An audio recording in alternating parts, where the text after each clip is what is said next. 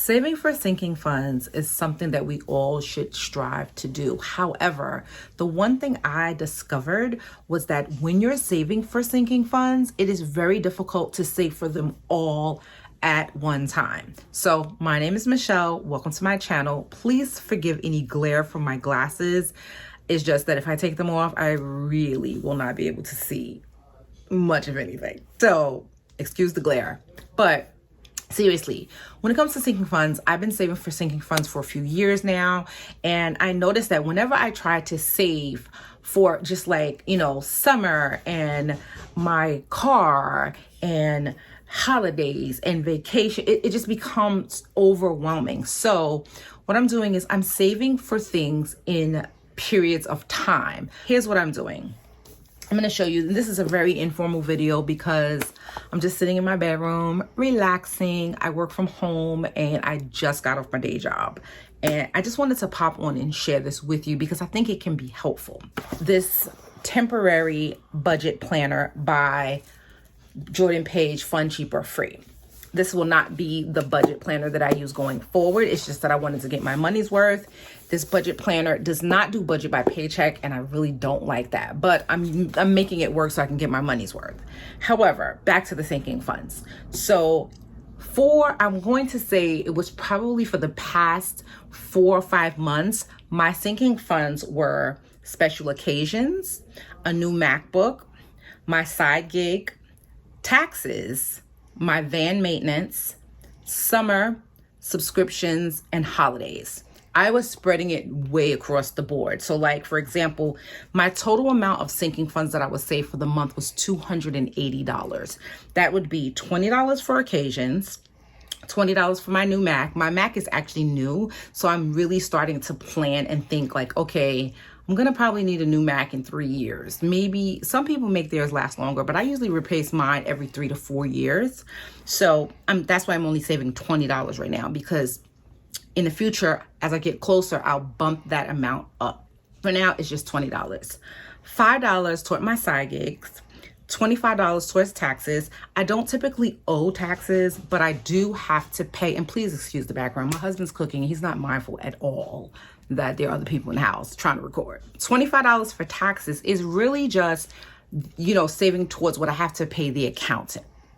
Then I have $50 for van maintenance. I was saving $50 for summer, and I did fall a little bit short, but because I was doing savings challenges, I discovered I had enough. I had to basically empty out my savings challenges to complete all of our summer vacation stuff. But it was good because I didn't go into debt. So savings challenges are a good way to save for future things. Subscriptions, $90 is what I was putting towards that. Most of my sinking funds are subscriptions. And the final thing was $20 for holidays. Now, holidays for me is not so much the gifts. It's more so decorations, that kind of a thing. But like I said, I have a Christmas club, so I didn't really need to save extra in my sinking fund for holidays. Starting in September, the end of this month, we are in September, but at the end of the month, my sinking funds will bump up from $280 to $320. How did that happen? Not because my income got higher, because it did not. In a future video, I will be sharing what I did to be able to free up funds to increase my sinking funds. So look out for that video. But today, let me share with you really quickly the breakdown of my sinking funds for going forward for the next couple of months. My allocations for my sinking funds are now changing. The only sinking fund that I'm getting rid of is summer, because summer's over and I can start saving for that probably closer to the earlier part of 2023, God willing. But here's the change. So while I'm contributing $320 towards the sinking funds, and I actually only have one account with Ally Bank, and I just break it up into buckets so that I can see the amounts that are allocated toward each sinking fund. Here's what's changing. Taxes, I was saving $25 a month. Now I'm only going to be saving 10 because I'm almost there. Because I'm almost there, any amount that I have will actually be in excess if I continue to save $25. So I'm reallocating that money. Another big change is I'm no longer saving $5 a month for my side gig. I'm saving $81 a month. And that's because I've actually made some changes to some of the services that I am using to help support my side gig. So I need to pay, more money in the future. So I'm saving for it now. Because of that, my van maintenance, because I just did a huge maintenance thing, is now going down from $50 a month to $25 a month. I don't want to stop saving for it because van maintenance will always need to happen. Like, I have to get my ramp service every 6 months. And matter of fact, I think it's due. So I'm just saving for that, and I will just continue to save because I know I'll need oil changes and tire rotations and things like that. But I don't need it anytime soon because I just finished a huge maintenance. For subscriptions, I'm going up from $90 to $144. Like I said before, you can have like all these different sinking funds you need to fund, but sometimes you can't fund them all at once. So now it's almost like I'm playing catch up. It's not so much of a change as it is me just knowing that I need a certain amount by a certain time. Like Amazon Prime is coming up soon. My BJ's membership is coming up soon. I might not even renew my BJ's membership because I find that I don't use it as often. And so I may not be getting my money's worth. So I have to reevaluate that in the future. That's all for the changes in the amounts. Holidays will remain the same, the $20 a month.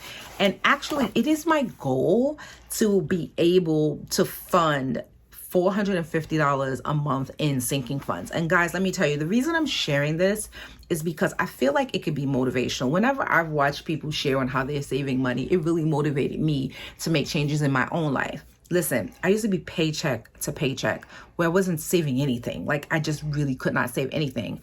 I'm still saving for emergencies. That comes right out of my check, which is why I don't consider it like part of my sinking fund. Even though I do have an emergency fund, the money comes right out of my check. And I believe I'm saving something like probably $70 a month right now. That's just because I have so many sinking funds that I have to fund. But that's money that's going aside.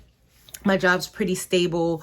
And so, I'm still saving for the future, but I'm reallocating things as I need them, reallocating funds. So I guess one of the best ways that you really could determine like how much you're going to save, even if it's just $100 a month, is really to just figure out which priorities do I need to reach the soonest. And so that's what I do. I want to say 3 to 5 months, I will change the sinking fund amounts and maybe the sinking funds themselves. It really just depends. Now, I mentioned earlier that I fell a little bit short in the summer, and I really didn't want to use my savings challenge money for summer. But then it's like, I saved the money. Well, what am I going to do with it? Just hold on to it? It's fine. So I'm continuing to do my savings challenges. It makes saving so much fun. And so anyway, I'm about to ramble, but I just wanted to share that with you. I hope this motivates you to save for your sinking funds. What sinking funds are you saving for? Like, at this time in your life, are you saving for sinking funds? Let's talk about it down in the comment section below. Thank you so much for watching, and I'll catch you in my next video. God bless you.